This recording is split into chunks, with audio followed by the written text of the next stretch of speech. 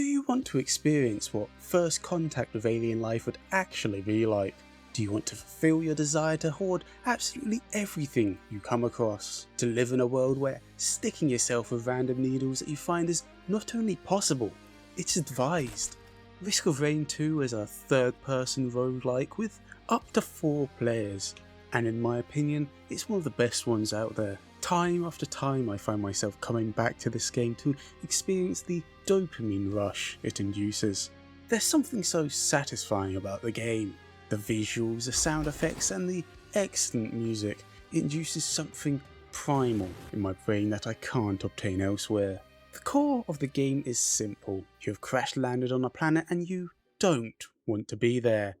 So you loot, pillage and pacify this alien planet until you can find a way off it. Beginning with a large assortment of interesting characters, you drop onto the planet and begin your diplomatic mission. Enemies will immediately begin to spawn around you, assaulting you with a wide range of unique creatures and weapons, and killing these enemies gives you money. Collect enough money and you can spend it to receive a random item from the many crates scattered across the map, rooting through the aliens' rubbish for anything that might give you an edge. The game allows you to infinitely stack the items you find, allowing for unique experiences which can either make you an unstoppable god or perhaps just get you killed. Items can have a variety of effects on your abilities. Some will be more simple stat boosts such as increased attack speed, movement speed and ways to increase and heal health, but others are more interesting and contain unique effects. Want every attack to explode? Done. Want to create a firestorm whenever you do a big hit? Of course. Want to create a chain explosion of enemies detonating upon death?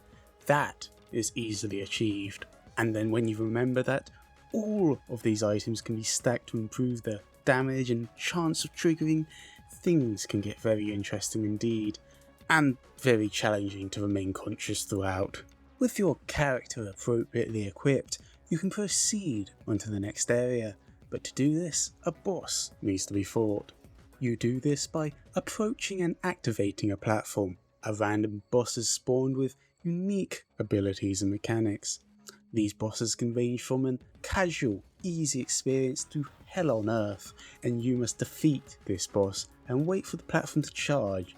Defeating the boss also drops a unique item which you can loot from its corpse, and once you are done stealing the boots of the defeated creature, you can continue on to the next stage, converting any unspent money into experience.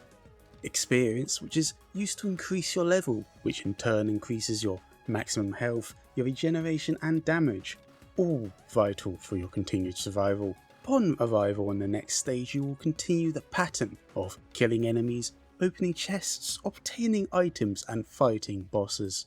Now you might be wondering, why don't you just sit in the first area, farming enemies and growing in strength? Well, that's simple. The longer the game goes on, the harder it gets. This means you are incentivized to speedrun through each area, as not only does the game get harder, but as you progress through the game, the loot gets better. And if you don't want to get outscaled, you'll need the many improved equipment to aid you on your journey. The game features a large range of characters for you to enjoy. You have the Commando, a fairly simple character who wields pistols. You have the Huntress, this ranger, wields a aimbot bow with the ability to phase in and out at will. But as you play the game and complete challenges, more varied and unique characters will be unlocked. You have a bandit with a shotgun who will let you pretend you're in a western. There's a literal mage, they're letting you cast fireballs and giant lightning explosions. There's a juiced up lizard, a sentient plant pot, and a variety of other unique characters. I'm a big fan of the engineer. This character allows you to shoot a collection of explosives, place mines on the floor, drop a shield for personal protection, and at the core of the class, the placing of 2 autonomous turrets. Now, having access to 2 turrets is useful enough, but what really sets the class apart from the others is the fact that the turrets get all the items you do. Those items I mentioned earlier that make your attacks explode or detonate enemies.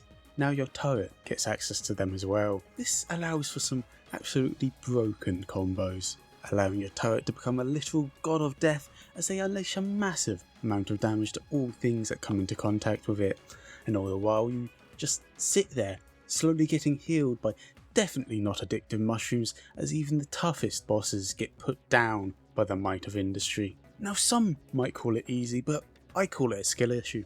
Why would I play a hyper-mobile slingshotting fighter or a shotgun-wielding captain who must rely on calling down things from a ship when I can just stand there and win? But what are you trying to achieve on this distant planet? Well, as said earlier, you're trying to get off it. To escape, you have to progress far enough that you can travel to the moon, and once there, you test your build and capabilities against the final boss. But unfortunately for you, he wants to test his capabilities against you. The final boss you have to face is Mithrix. This roided up hammer wielding monster will pulverize, assault and humiliate you. Residing in his private dungeon realm, you are forced to jump through a series of hoops before you can face them, making you face the interesting challenge of getting pushed around and having to stand in a circle.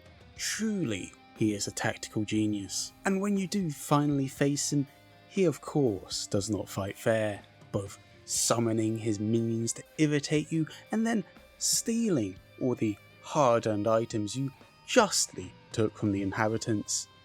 But with his death you can finally escape from the planet and leave this hellhole behind. But that's not all there is to this game.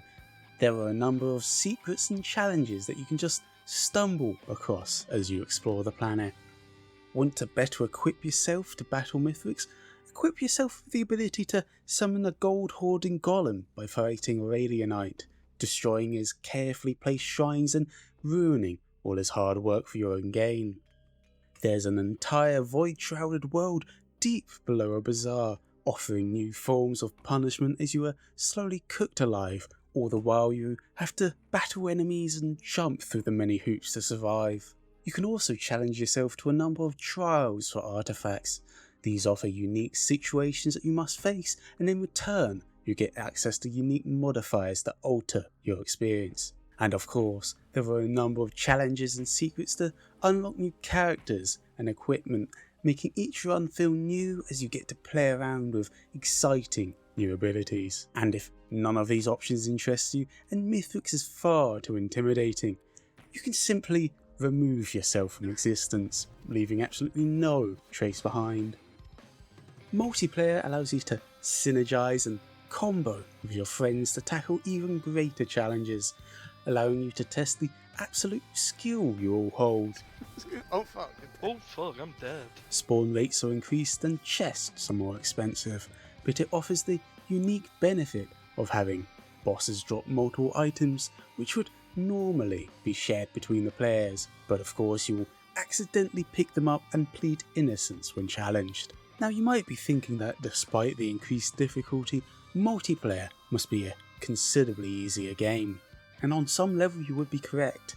However, when you're playing you quickly realise that two heads are definitely not better than one. Oh no. I am convinced that the more players you have in the lobby, the more the general IQ of the lobby decreases, causing us to revert to more primal urges where the survival of the fittest is all that matters, which especially comes to the front when you realise that all the loot, not just the boss drops, are shared, meaning inevitably one member of the lobby will get all of the loot and everyone else get the scraps, having to survive on subsistence and whatever everyone else doesn't want, because surely they will protect you.